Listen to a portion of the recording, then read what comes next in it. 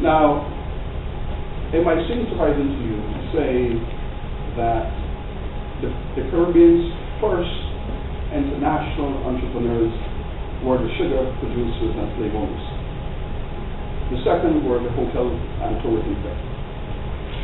And I want you to imagine an international sugar producer comes out of England, comes to the Caribbean, any island. He buys 200 acres of land, or 300 acres of land. He goes overseas to buy his labor. He brings his labor from Africa, and then later on he brings his labor from India. He brings his capital from Europe. He brings food supply from North America. And here is a man sitting on his 200 acres on the Caribbean island.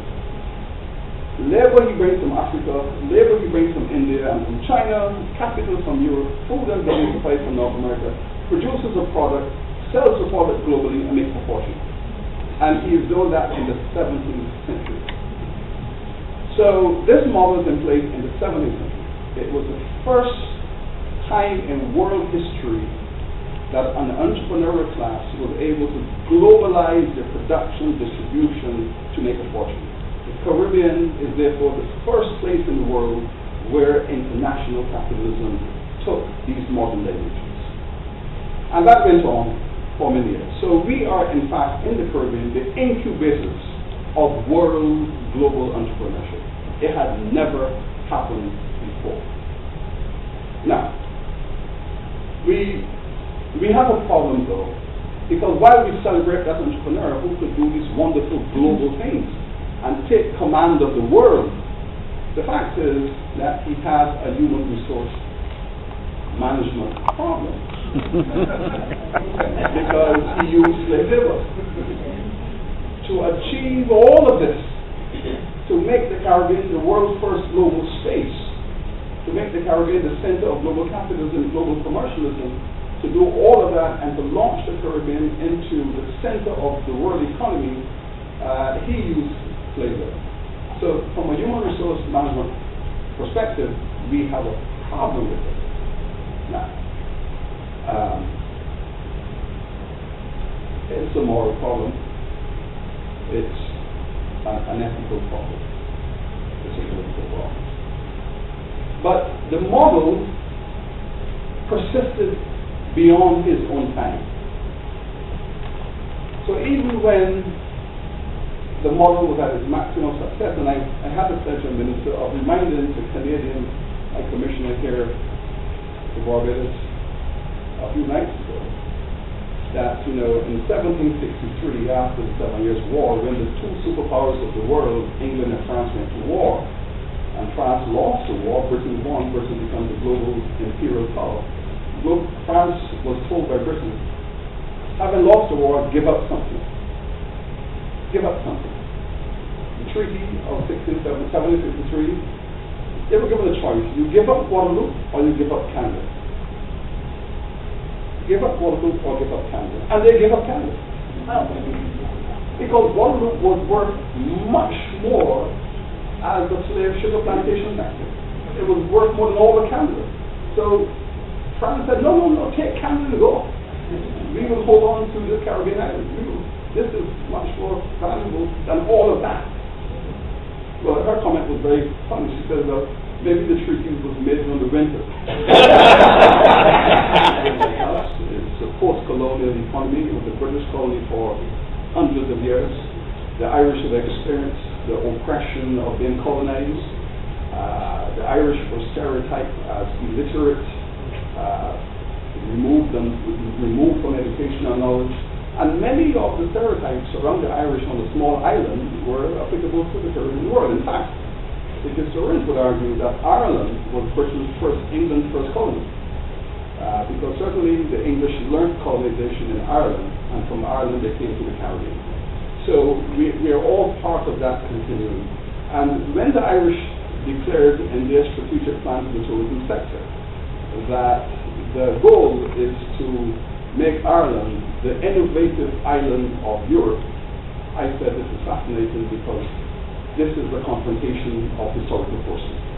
The Irish were saying, notwithstanding our history notwithstanding the globalization of our culture, our people, by the imperial power, we are going to convert our island with that legacy into the innovative island of Europe. And this is fascinating, and I'm searching for that kind of language in the Caribbean context. What is the language that we are using to rebrand these islands as an intellectual force, as a force of high touch, high fidelity, sophistication, elegance, all of the things that are part of a global tourism. Back in the 80s, yes, when we looked at the financial services sector in the country, and we looked at the sector and we said, no, this HR model, this human resource development model, this management model is not going to take this country forward. And we looked at the Barbados Mutual. And we said, no, this is the largest and most important financial institution. But its HRD and its HRM were absolutely primitive and belonged to the 19th century. And we had to disturb it. We had to upset it. We had to change it around. And of course, the reactions came. The reactions were very aggressive and very hostile. But we knew that we had to push the country into the end of the 20th century. And now, having succeeded, we have seen the movement from the Mutual to Sagicor, the largest financial conglomerate in the region, a global conglomerate, and it has moved on and is a pioneer in the HRD and so on.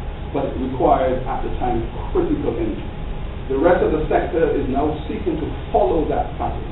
But if we don't take the sectors one by one and push them, despite the public outrage, we have to push them, we will have them. The academia needs to be embraced as a legitimate partner as far as the development of the sector is concerned.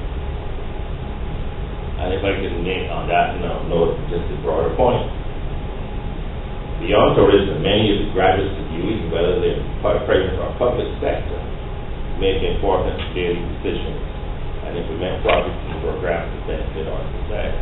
So I would also want to compliment Sir Hilary for the effort he is making at transforming the University of West Indies. I don't get up here too often because my last couple of visits I've had to ask the direction on where I'm going. And I'm a graduate of the University of West Indies, believe it or not, 2 years ago. So I think that we need to, I couldn't have this opportunity and stand in this lectern and not have and give some credit for the tremendous work that you and your entire team. Your new dean, of course, Dr. Robinson, another friend of mine, all the wonderful work here. And I particularly single out the decision that you've taken to transform your flag-based or student body to an international one, away from a regional one. I think that is important in the context of developing the right environment for a university culture, and particularly within the context of tourism studies as well. I think we stand benefit tremendously from that decision, and I think that kind of innovative and inspirational leadership is very costly.